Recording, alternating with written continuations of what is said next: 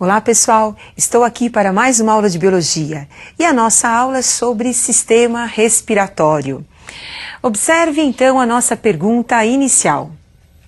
Qual a importância da respiração na vida dos seres vivos?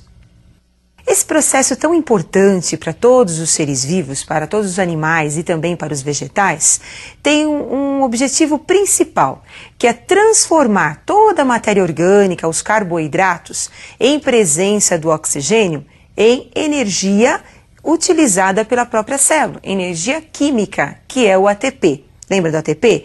A sigla ATP significa adenosina trifosfato. Essa energia que tem tantas calorias que serão importantes e utilizadas pelos seres vivos para o seu funcionamento e para o seu desenvolvimento. Agora, onde ocorre a respiração? Cada ser vivo, de acordo com o seu tipo de vida, apresenta um sistema respiratório. E é esse sistema respiratório que eu gostaria de conversar um pouquinho com vocês. Observe então agora alguns tipos de sistema respiratório. Tipos de respiração e os grupos animais.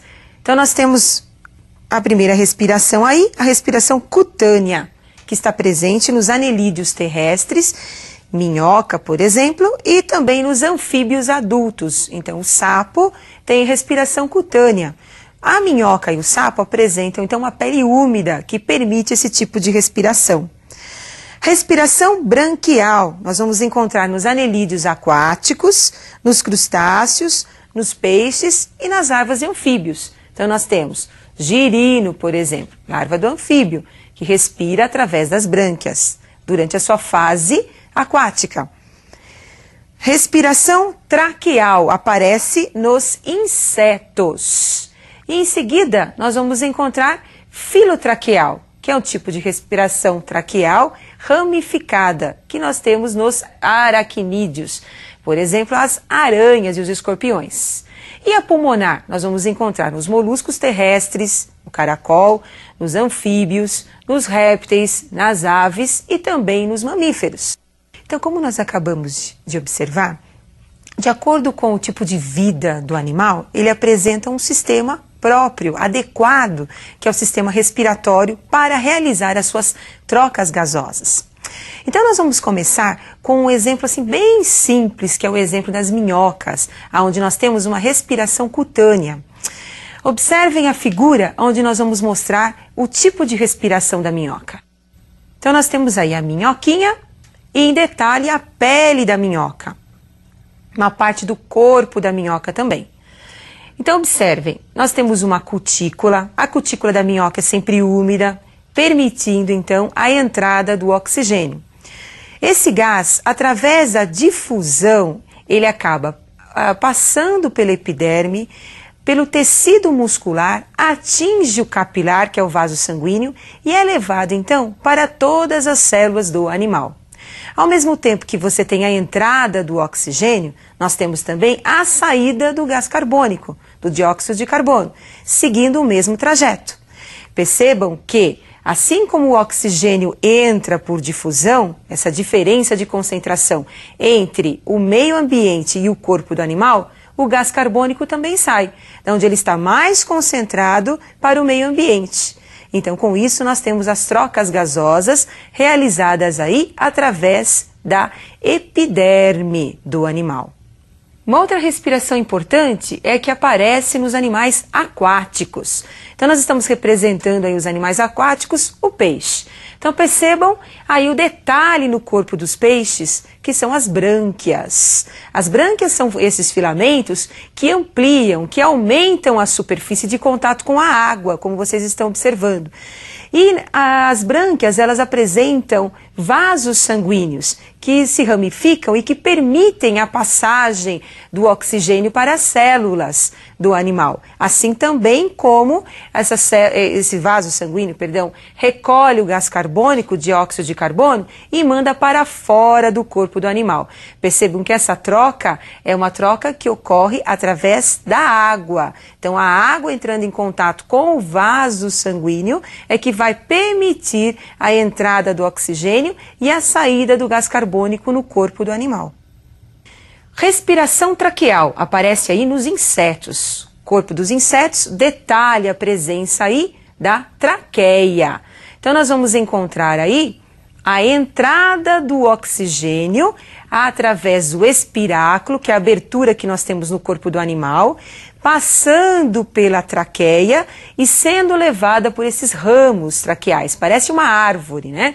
Esses ramos traqueais aí da árvore responsável pela respiração nesses animais. E percebam que esse ramo vai levar diretamente o oxigênio até a célula, os tecidos e as suas células. Assim como também os tecidos vão recolher o gás carbônico e vão trazer o gás carbônico até o ramo traqueal, por onde sairá através do espiráculo. Observe que nesse animal eu não falei do sangue. Assim como a minhoca, o capilar, ele carregava o oxigênio até a célula, assim também como no peixe nós tínhamos também os ramos capilares levando o oxigênio até a célula, nos insetos isso não vai acontecer. Guardem isso que é importante. Nos insetos, o sistema respiratório, ele leva o oxigênio até a célula, até os tecidos, sem a presença da corrente sanguínea, sem a presença do sangue, tá certo? Agora, vamos continuar com os nossos próximos tipos aí de respiração. Temos aí então os pulmões das aves e dos mamíferos. Não podemos esquecer que esses animais são homeotérmicos. O que significa isso? São os animais que apresentam a temperatura corpórea constante e, por causa disso, necessitam de muita energia, necessitam de calor. Esses animais têm um metabolismo muito elevado. A respiração nas aves e nos mamíferos, elas necessitam de um órgão bem desenvolvido, ramificado, como os pulmões que vocês estão observando. A respiração ela é muito importante e ela conta com muitos órgãos, como nós acabamos de observar. Agora, nós vamos comentar um pouquinho da nossa respiração, da respiração humana. Então eu gostaria que vocês observassem o nosso aparelho respiratório, o nosso sistema respiratório. Então o sistema respiratório humano, ele tem presença das fossas nasais, onde nós vamos encontrar os pelos, né, curtos, e o muco, que vão ajudar no processo de defesa da entrada de micro-organismos. Nós temos também o aquecimento do ar, quando ele penetra pelas fossas nasais, pelas ramificações sanguíneas que nós vamos encontrar nessa região. Então, nas fossas nasais, nós temos uma grande quantidade de vasos sanguíneos. O ar passando pelas fossas nasais, ele cai no tubo que você está vendo aí, que é a faringe. Segue pela laringe e vai para a traqueia. E da traqueia, nós vamos ter a ramificação aí para os pulmões. Então, nós temos detalhe de um pulmão do lado direito, pulmão do lado esquerdo, e nós temos o brônquio, que é uma ramificação aí da traqueia, penetrando internamente nos pulmões. Percebam que os pulmões, os bronquíolos, na verdade, vão se ramificando na região interna dos pulmões e no final dos bronquíolos nós vamos encontrar esses sacos que vocês estão observando, que são os alvéolos pulmonares. E são nesses sacos que nós vamos encontrar a hematose, as trocas gasosas, a entrada do oxigênio e a saída do gás carbônico. Os alvéolos se ramificam, aumentando tanto a superfície do pulmão, que se você for medir a superfície interna de um pulmão humano, nós teremos cerca de 150 metros quadrados de superfície interna do pulmão, e tão ramificado que é nosso pulmão. A importância disso é permitir ao animal buscar maior quantidade de oxigênio para produzir maior quantidade de calor, já que os mamíferos são animais homeotérmicos. Agora, como é que ocorre o controle da nossa respiração? Como é que ocorrem essas trocas gasosas? Então, observem as figuras agora. Então, nós temos aí os movimentos respiratórios. Observem. A entrada do ar, movimento de inspiração. Participação do diafragma, a saída do ar, movimento, expiração. Então, o que nós temos aí na inspiração? O pulmão, ele entra em retração, diminui o volume, aumentando a pressão interna em relação à atmosfera. Assim, o ar se desloca do interior dos pulmões através das vias respiratórias para o exterior. Então, nós temos aí a expiração, a saída do ar. Agora, para o ar entrar, nós temos que ter a pressão externa maior do que a pressão interna. Como é que isso vai acontecer? Então, o ar ele vai se deslocar do exterior para as vias respiratórias até os pulmões, para o interior, né, dos pulmões, através dessa diferença de volume que nós vamos encontrar nos pulmões. Então, os pulmões se expandem, aumentando o seu volume, ocorrendo uma queda da pressão interna em relação à pressão atmosférica, permitindo a entrada do ar. Obviamente que essas diferenças de pressões internas e externas são controladas pelo diafragma, pelo movimento do diafragma, também pelo movimento dos músculos intercostais. Mas esses movimentos, eles são controlados também pelo sistema nervoso. Uma região do sistema nervoso importante, que é o centro respiratório, é o bulbo. Detalhe do bulbo. Observem aí a localização do bulbo, na base, né, do cérebro e próximo aí da medula raquidiana. Bom, acabamos de observar todo o nosso sistema respiratório. Agora, como é que ocorre o transporte dos gases respiratórios até as células? Depois da hematose, das trocas gasosas, como é que o oxigênio atinge a célula? Então, observe uma tabelinha bem simples para vocês lembrarem sempre no momento difícil. Então, nós temos aí os gases respiratórios, o oxigênio e o dióxido de carbono, CO2.